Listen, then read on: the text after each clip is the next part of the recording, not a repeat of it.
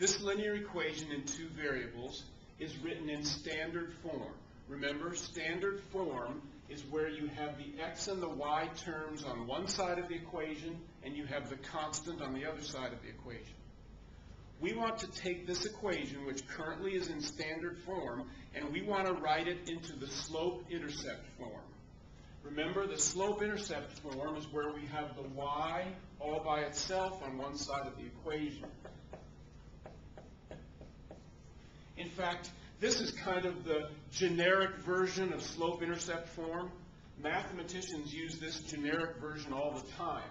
And remember, what's significant about slope-intercept form is the m, the coefficient of x, is the slope of our line, and the b, the constant, is the y-intercept of our line. Those two pieces of information can be found when we put the equation in this slope-intercept form. And that's why it's called the slope-intercept form, because those two numbers tell us those two pieces of information. So I want to solve this equation for y. See, in slope-intercept form, the y is by itself on one side of the equation. So what would typically be my first step? Wouldn't I want to get rid of the minus 3x term, which I would do by adding 3x, which then, of course, I have to add 3x to the other side. And we always want to write the x term ahead of the constant term. So I'd have y equals 3x plus 8.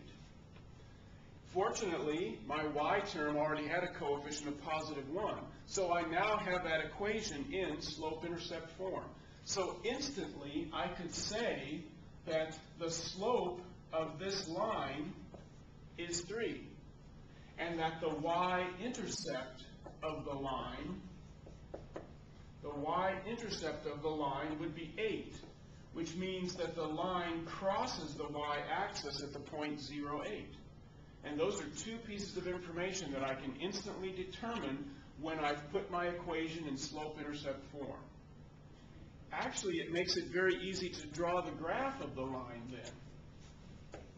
If we think about drawing the graph of this line, the graph of the solution set for that equation, it's very easy to do.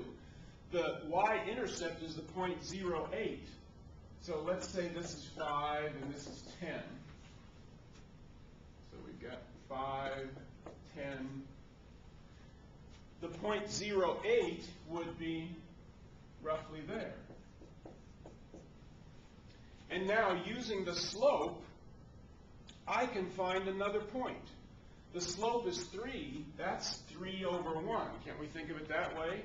So that's a change of y of positive 3, while the change of x is positive 1.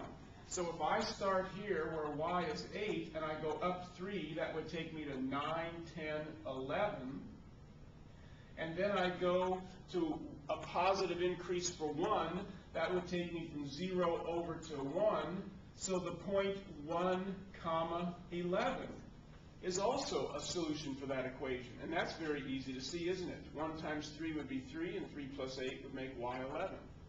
So if I know the y-intercept and I know the slope, I can get all sorts of points, all sorts of solutions that I can use to quickly sketch the graph of the line related to that equation. So putting the equation in slope-intercept form becomes a very useful form of the equation for us. Tells us important information, makes it pretty easy to quickly sketch the graph that's related to that line.